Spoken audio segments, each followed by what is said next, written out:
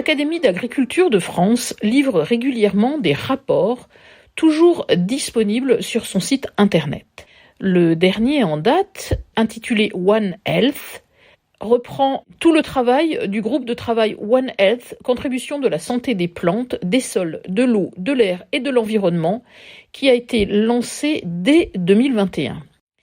Il s'est intéressé à des aspects souvent méconnus du sujet global Une seule santé, la santé des plantes et la prise en compte des principales composantes de notre environnement, c'est-à-dire de l'air, de l'eau et du sol, qui inclut donc dans ce rapport les communautés microbiennes associées à ces environnements.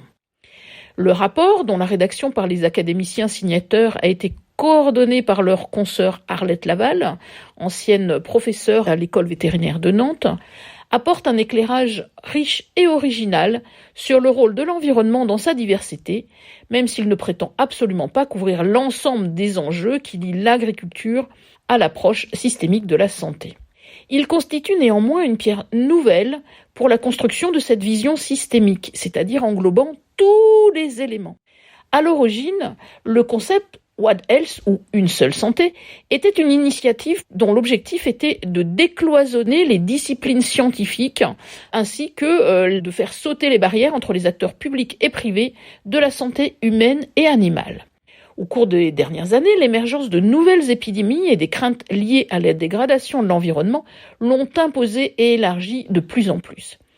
L'objectif est désormais d'aller au-delà de la santé de l'homme et des espèces animales domestiquées en intégrant le rôle des composantes environnementales, donc le sol, l'eau et l'air, ainsi que la santé des plantes et des animaux sauvages, ainsi que l'importance globale des écosystèmes, ce qui implique d'élargir la réflexion au-delà des seules maladies animales.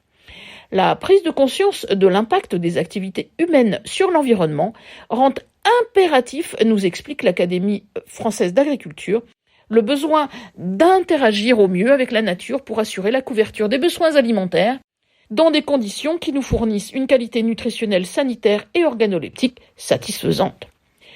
Plusieurs notions importantes émergent de cette réflexion, nous expliquent les académiciens.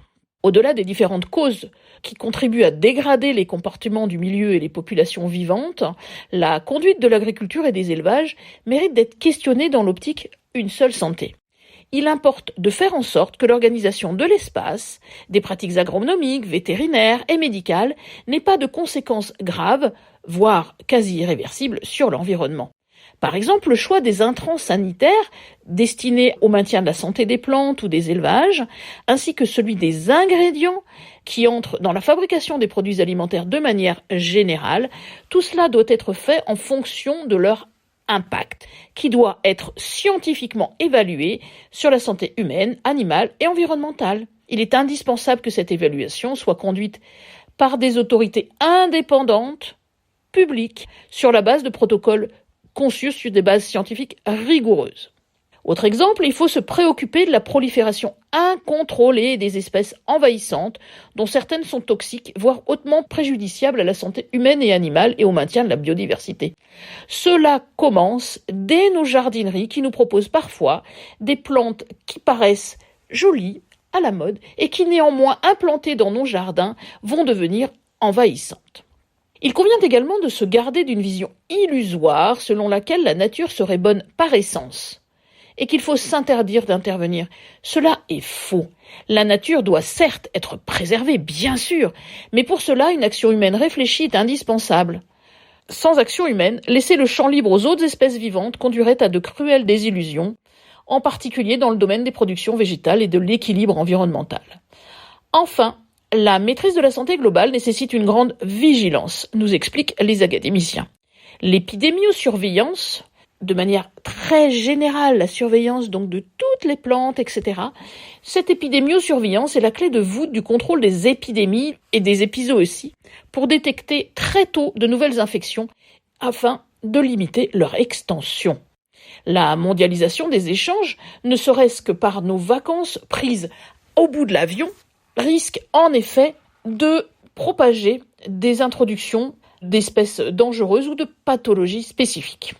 Cette protection doit être compatible avec l'amélioration qualitative des régimes alimentaires et la protection des ressources naturelles, ce qui nous paraît désormais évident, surtout si vous écoutez depuis longtemps l'assiette à penser. 2 mots d'ordre sont en conclusion mis en exergue dans le rapport final du groupe de travail de l'Académie d'agriculture de France. C'est la vigilance et la réactivité. À la semaine prochaine!